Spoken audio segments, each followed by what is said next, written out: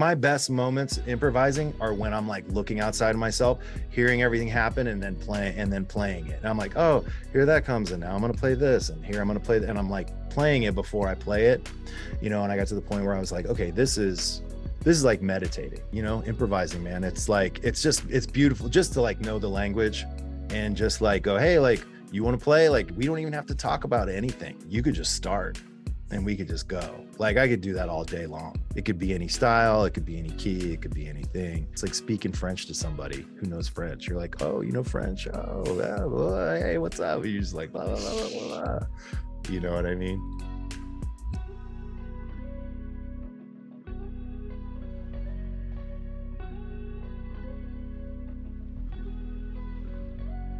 So here we are with Dominic Lalli. So glad to have you here, man. Dominic is from Big Gigantic, but he's also got a new group now. Yeah, BTTRFLY Quintet.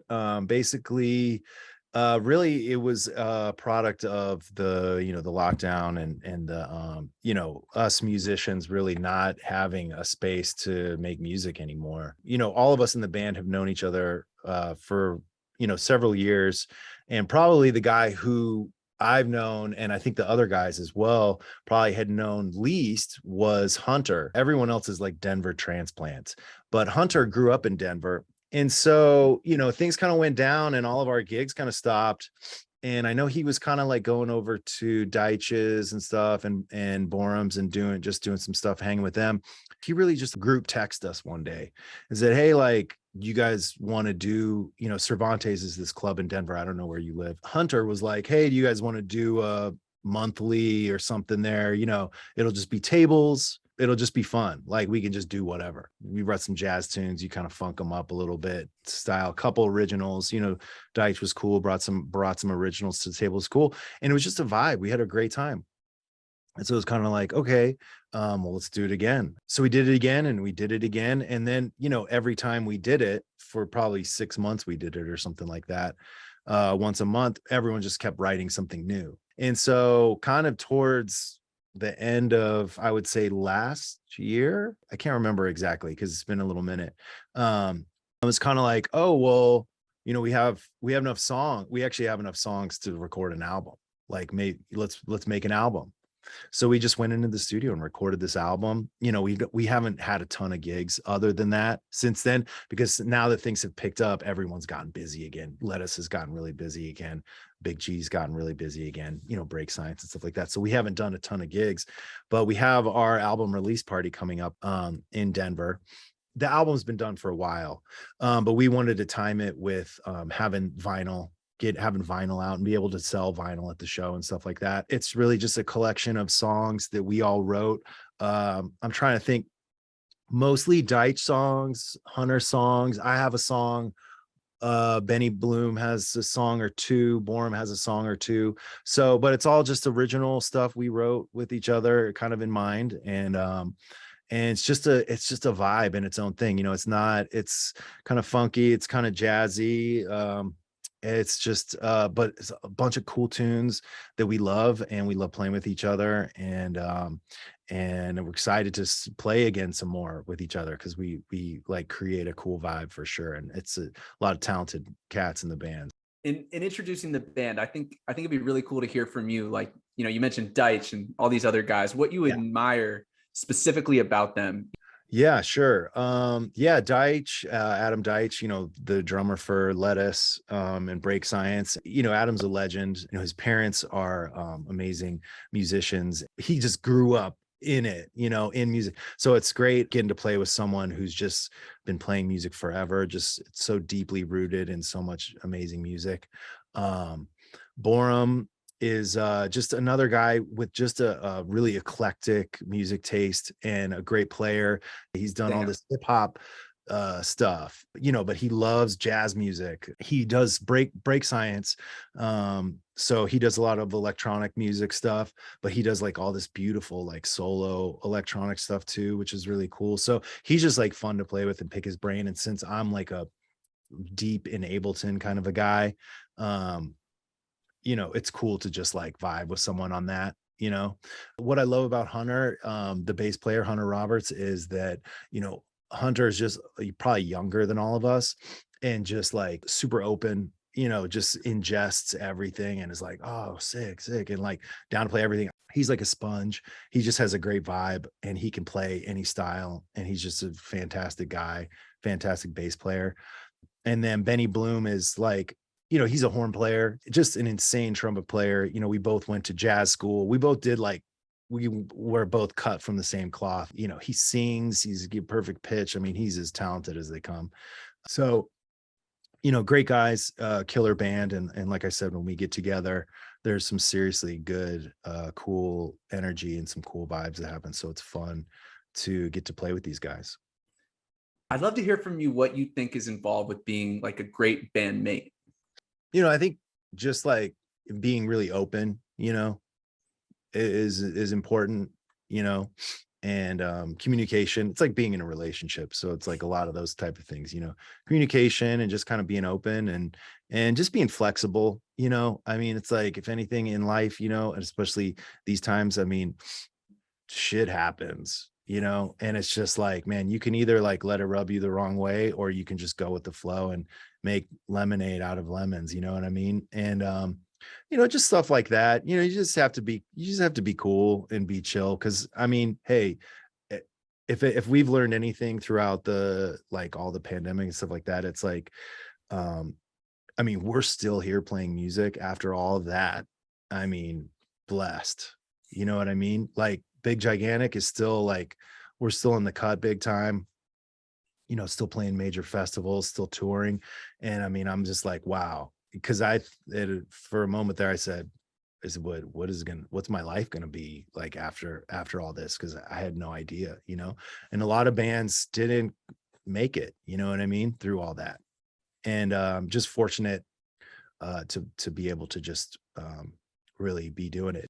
Yeah, just listening, because obviously listening when you're improvising, Butterfly, we wrote the songs and stuff like that, but it's a lot of improvising and stuff like that. So, you got to be open and listening and, reacting and all that kind of stuff to what's happening. So talking about improvising, like, yeah, one thing I want to bring up with you, whether it's sports or music, comedy, everyone has these moves that they fall back to. And it can be really easy to get this like muscle memory, like to be kind of doing the same thing all the time. And I'm curious with you, how you get yourself to break out of that and how you keep things fresh and unique. Yeah. I mean, listening, that's, I think that's why like people dig playing with me, and especially more in a creative thing, like there's not too much stuff that I'm on or people have heard me play. Maybe back in the day when I used to be in the motet too. That was like even pre all that stuff. So, but one thing I am is like all ears, I may not have all the licks. I may not have all the technique, and stuff like that, but I keep my ears super open and listening. And that will take me a lot further, because I'm just like, obviously I wish I had a bag full of more stuff, licks, all the shit, you know what I mean? I wish I had better ears, perfect pitch wise, but I have big ears, and I'm like, okay, I don't know what I'm going to play right now, but I'm going to take the first rhythm that I hear or the first something that comes out to me, and I'll just ride. I'm just going to ride with that. I'll take that 2 notes or one rhythm and just like ride that as long as I can until I'm listening again for the next thing to ride off of. I was like really, really into improvising at a point. I mean, that was it, when I was in New York and doing stuff. And for me, it was like, okay, I finally got to the point where I was like, okay, like I need to become so proficient on my instrument that whatever I hear, I can like play that, So it kind of started there. And then I kind of got to like, oh wow, like improvising is like kind of, it's basically like meditating. So I got really into like meditating, because I was like, if I'm like hovering, if I'm like outside, like my best moments improvising are when I'm like looking outside of myself, hearing everything happen, and then playing it. And I'm like, oh, here that comes, and now I'm going to play this, and here I'm going to play and I'm like playing it before I play it, and I got to the point where I was like, okay, this is like meditating, Can you talk to me more about that? Like what actually clicked when you say like improvising is like meditating? What was like when I was in a solo and I had this moment where I felt like I was floating, like, and I was like outside of myself. What like, and anything I was like watching the band and, I was in the band, but I was watching the band and, dictating what I want to play. I mean, these moments happened like this for a split seconds, and then as I got better and more um into it, they happened for longer periods of time, you know what I mean? But I knew, I was like, okay, this is what the Cats, like the real, like this is what Train was doing. He's just like floating, like just all this stuff's happening, so that was like what I wanted to do and stuff like that. So I got really into that because I was like, well, if I can be in the present, the present moment, like throughout this whole thing, like I'm not thinking about, oh, I just played, or oh, or what was that, or what, it's just like, it's like in my ear, kind of a thing. That's like the truth, and that's the way to get there, you know what I mean? I thought that was really cool and really sick, but where I fell in love was writing. I wanted to write, in which, I felt like in college I was pretty good at writing. People like, you write great stuff. Got really into writing, which got me into writing on a computer, which got me into Big Gigantic, you know what I mean? Because I was like, I want to write because I love improvising. But I didn't feel like I was like, that was like it for me personally. Yeah, improvising, man. It's like, it's beautiful just to like know the language and just like go, hey, like, you want to play? Like, we don't even have to talk about anything. You could just start and we could just go. Like, I could do that all day long. You know what I mean? Like, Mm. it could be any style, it could be any key, it could be anything. It's like speaking French to somebody who knows French. You're like, oh, you know French? Oh, yeah, well, hey, what's up? You're just like, blah, blah, blah, blah, blah. You know what I mean? So Well, if you made it this far, thank you for listening. Just want to let y'all know we've got these hand-dyed, ice-dyed Weird Music Podcast hoodies and also tees. If you'd like one, let us know. We'd love to get you one. Also want to give a big shout out to Voodoo Ranger from New Belgium Brewing for sponsoring this podcast. And a big thank you to the geniuses over at Thrax CBD for sponsoring us with their amazing products. Also want to give a big thank you to J&J Distribution, Ohio's premier Delta 8 and CBD wholesale supplier. Retailers, check out their brands Cloud 8, Compassionate Buds, and Zaza. Also a big thank you to our local print shop, Franklinton Press. Definitely hit them up for any of your custom merch or custom printing needs. They'll take good care of you.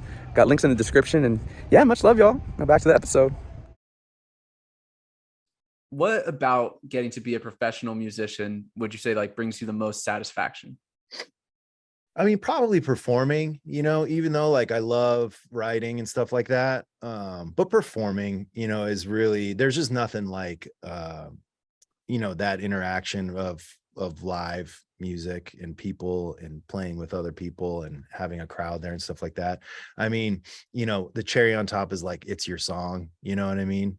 It was like sick. That's even cooler. It's just that energy, is probably the real payoff. And that's one of the things we learned like in the pandemic too, I mean, it was like, there's just nothing quite like that energy for sure. Musically speaking, what does growth and improvement look like for you these days?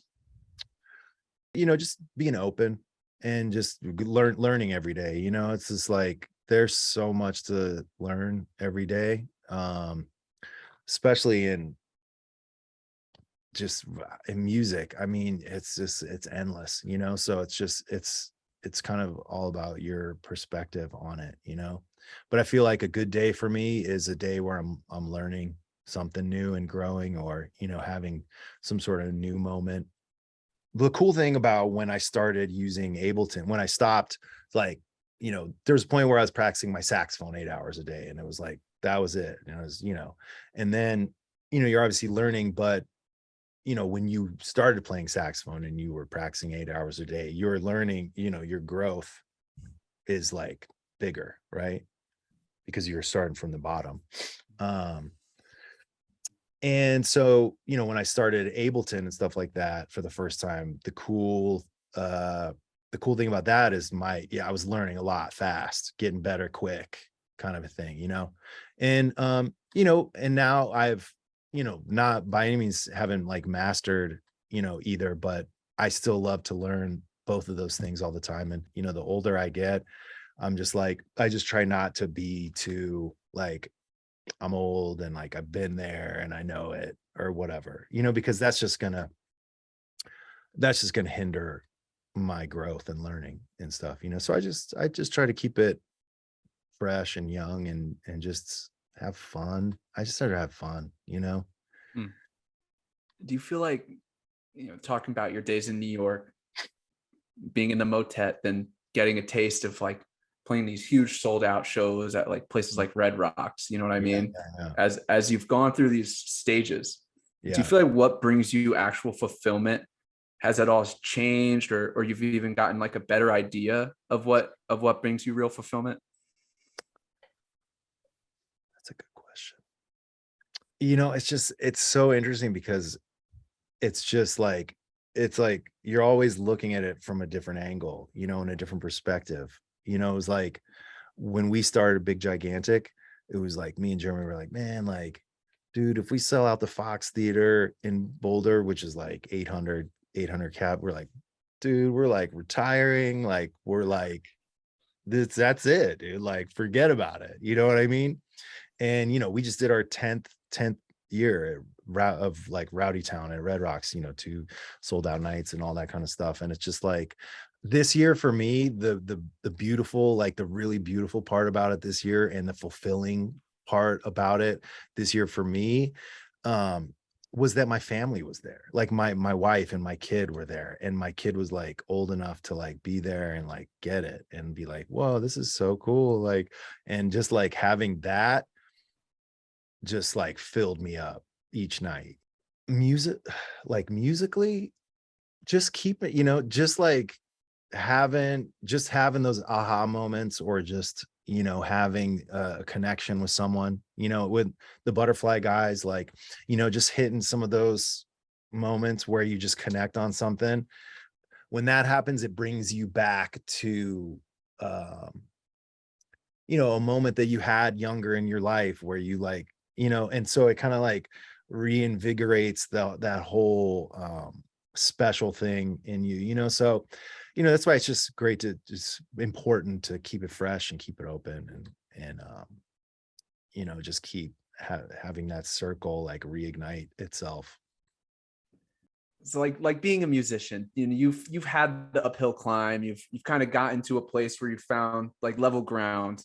Mhm. And so from your perspective, looking at how tough it can be an up and coming artist, and how the road can like wear people out with their mental health, like I'm curious Sure. what you've learned about orienting your mind state, and what you've learned about getting out of a rut when life seems gray, especially when you're doing this uphill climb as an artist, like what light you can shed on that.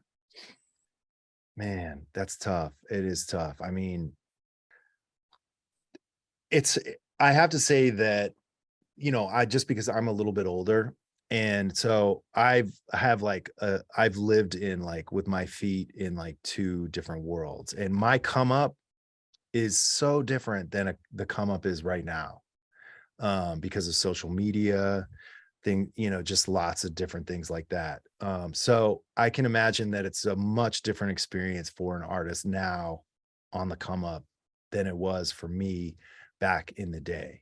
For me back in the day, it was really about, I'm like a grinder. I love to grind. I love to like work when no one's working, work when no one's watching, that kind of stuff. We were saying with sports and stuff like that earlier. Like I was big into sports when I was in high school, played basketball. I'd always just been into that mentality. And that's what, kind of got me far in music, that got me scholarships to music school and different stuff like that. I was always like a goal setter. Like, I'm going to set this goal. Okay, I got there, and for me, it was like when I was going to school in Arizona, I was like, okay, like I want to go to New York and I want to play jazz music in New York. And that was my goal. Okay, Manhattan School of Music. Boom. I got in, I did my master's there. It was amazing. Um, Studying with amazing people, playing with amazing people. But then it was like I was slowly going so broke. I didn't, my family didn't have money. It wasn't like I couldn't like I had no out, you know what I mean?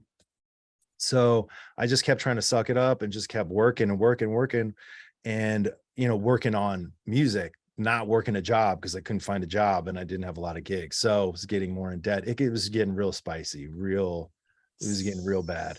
So, I had to figure a way out. But I just stuck with it. I had that mentality, like just stick with it, and like I said, this is like in 2005, 6, 4. It's just different. There wasn't like, you're not like on your phone watching somebody be successful and then feeling like you're an asshole, you know what I mean? Or whatever. You know what I mean? Or feeling like, Mhm. there was I just had myself saying like, dude, just don't worry about it. Just like keep it up. So, I had a rut, and it's something I had to get myself out of. But, I met the Motet guys and started playing with them and moved to Colorado and just like slowly dug myself out of debt and slowly, you know, started doing all that kind of stuff. So really just sticking with it was kind of, and having a really positive mentality was the thing that really sort of like kept me afloat. So I'm playing with the motet and stuff, and I'm still working at a coffee shop, playing jazz gigs in Denver and stuff like that. Slowly digging myself out, and had gotten the computer and was like getting into making beats a little bit, but still big time struggle. I mean, I spent all my money on this computer that I got on like eBay that was like stolen, and it was like a whole fucking thing. And I was like, oh my God, like, just after, you're like, okay, I'm starting to like turn a corner. And then it's like, oh, something else bats you down, and you're like, all right, so I got to work again to get another computer and fucking do this thing all over again, stuff like that. But, I did it. Boom, boom, things going, and was making a few beats, and people were coming to see me and being like, hey, dude, like, just start something. I don't even care what it is, but we have like a group of friends and stuff, and we'll like come see you, like if you start something on your own. No music out, no nothing like that. There was no social media. I wasn't a guy on social media. I was just a dude who played out all the time, you know. And it was like Big G started, it was like, all right, we're gonna start some big gigantic. I have a name, Jeremy. I knew a guy who was putting shows on, shows at STS9, they were popping off. And I sat in with them one time. I sat in with a couple other people. People were like, just start something. Me and Jeremy, we kind of put together, this is like Facebook was kind of starting to go. MySpace was happening a little bit. And we had no music out, zero music out. And we're touring, in 2008 or whatever, So no music. There wasn't, I don't even know, man. So just weird opportunities presented themselves to me, and I said, okay, like this is okay. I'm going like full on into this thing, because there's a space for me right now. It was just different. It's things were I got an Mm. opportunity, and I was like, you know what? Okay, now it's time to quit the job, because if the more time I put into this, the more I'm gonna like get out of it, stop doing as many other gigs, just focused on all this writing and different stuff like that, kind of stopped doing the motet too. Although the motet was also in a transitional thing where they weren't really touring and stuff. So it kind of, felt like some stars were aligning for me. So, I just stuck with it, had an opportunity where I felt like I had an opportunity to get in there, and I went in like full on, and I mean, that was in 2008, 9. And I just feel like it really honestly doesn't feel much different to me now as it did then. I mean, I'm just like full on pumping in it. You know what I mean? Let's like Mm. going for it still, because you never know when that opportunity is just going to be gone. You know what I mean? So, um, Man, damn. so, but things are different now. Like I can't imagine trying to come up now and start something brand new. I mean, it's so different. So, just working hard, because there's always going to be someone better than you, always, and even if you're the best, so what? You know what I mean? Then what? Being unique, that's what helped us out at the time.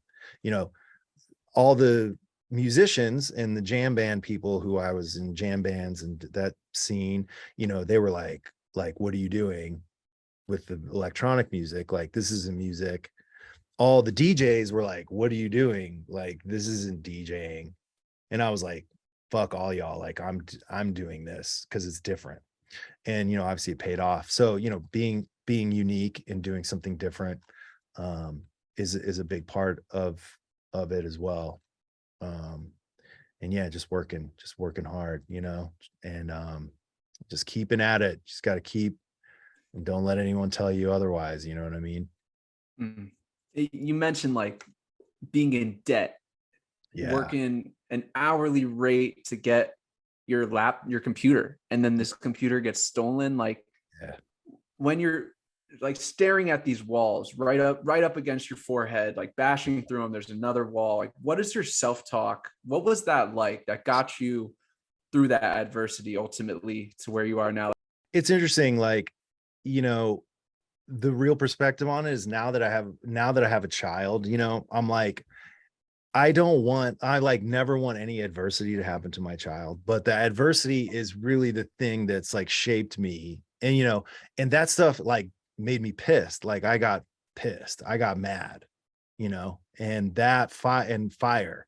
And it made, you know, whether it was like sounding like shit, playing with some people that I wanted to play with, like got me mad and like made me go practice like a madman, you know, and got me better.